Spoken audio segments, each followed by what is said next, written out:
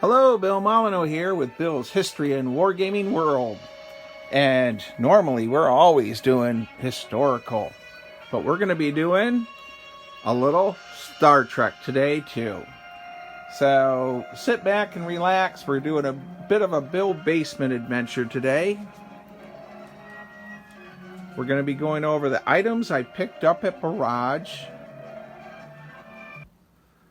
So the items at the Barrage convention, we're going to hit some of those items. The Waterloo game, the British Paratroopers,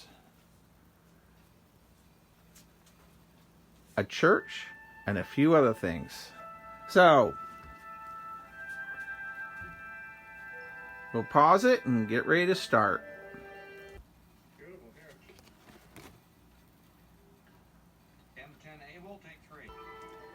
And of course, I have to do a plug for our French Indian War board game volume 2, consisting of 14 exciting scenarios of the French Indian War, available from Superior Print on Demand, Bill Molyneux Games, Fast Play Games, Adventure Game Source. There we go. Robert Ambrose, Park Ranger, came up with the scenario of the Battle of Fort Frederick. And then, of course, we have the old board game volume 1 with 12 exciting French Indian War scenarios. So enough of that, but we had to get our advertising out of the way. So,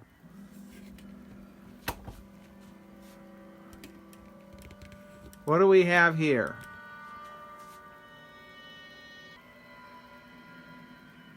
We have 54mm figures.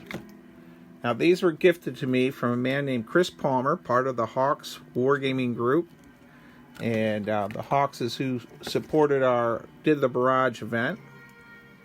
And these are 54mm, I believe, Atlantic Airfix. Just a weird mix of figures. Some are actually metal. So, it's going to be interesting going through, touching them up a little bit.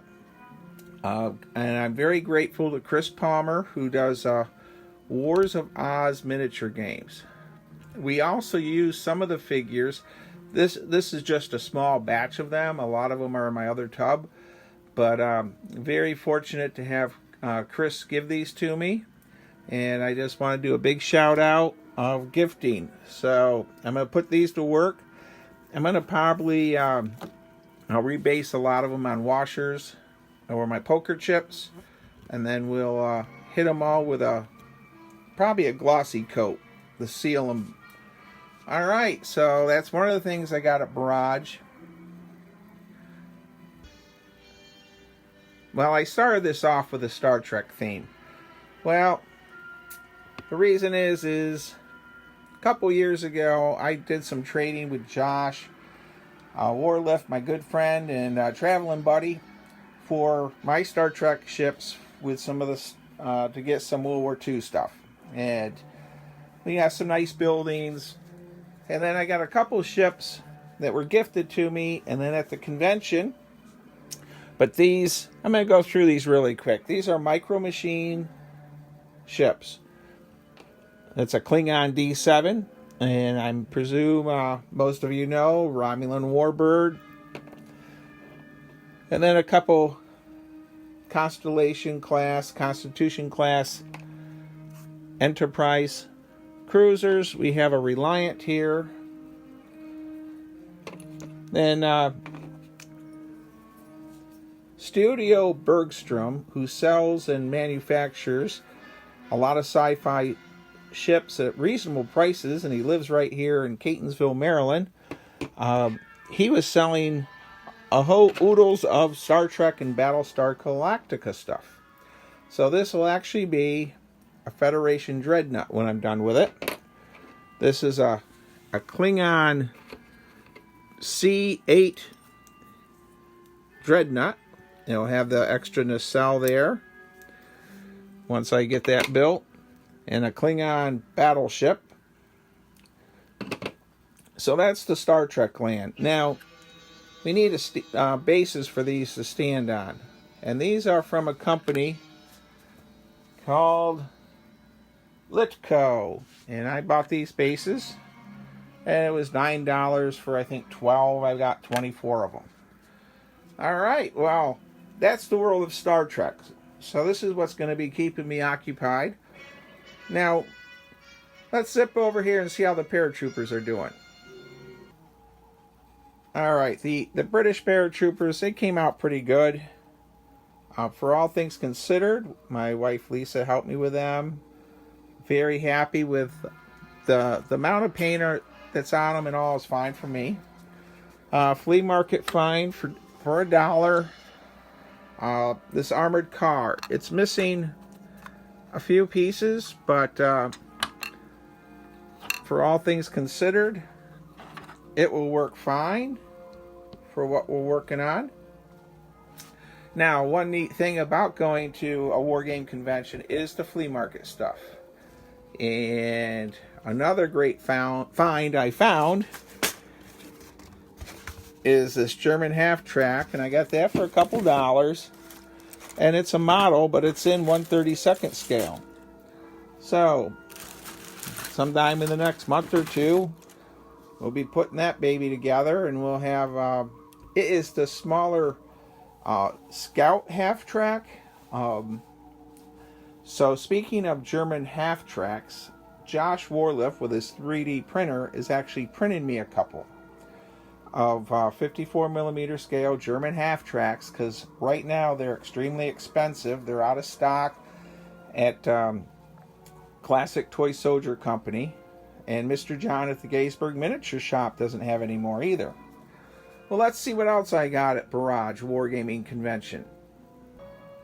What a mess this looks like, huh? Well, this is going to be a church. There is a very nice gentleman there at the convention selling laser cut 54mm scale buildings, or pretty close to 54. And I don't have a church for my French Indian War 54s, and for I think this was about $35, and it even came with stained glass windows. So it's only about 15 or 20 pieces overall. I think I can put this together in a quick evening. I'll spray paint it to a flat black, and then hit it with a dry brush white. And not sure about the roof, probably a light gray. So, and the floor piece is right here, and it goes together quite easily. I actually had it somewhat put together without glue, just goofing around with it prior to me starting this video. Well, let's see what else is on Bill's Basement Ramblings.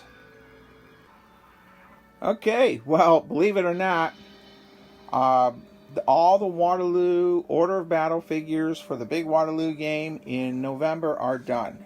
I just have to finish putting the tabs on the regiments or battalions, but the entire French Order of Battle is done. The British Order of Battle is complete, and of course the Prussians. So the First Corps is 6 battalions, French Second Corps 6 battalions, the French Sixth Corps is 6 battalions, and then 4 battalions of guard troops, young, middle, and old. So that's where we're at on that. So we're also doing some rearranging here in the Wargame basement, and of course you're watching my video. You know, it's like I'm inviting people into my basement of Wargaming. So here we go. I'm going to show you my new Wargaming setup for the winter here. Well, the new Wargaming basement setup, we're going to be Wargaming here a bit. Derek, my friend down the road, and we're going to be using, this is an 8-foot by 5-foot table. We're going to squeeze Waterloo on this size table. We have plenty of room on each side. We have basically 3.5 to 4 feet on one side and 3 feet on the other. So this is what we're going to be wargaming on for the fall season through the winter, and we can still get around the basement. Now my other project is we're going to be going to Fort Necessity, Jumonville Glen in November to set up a French Indian War diorama.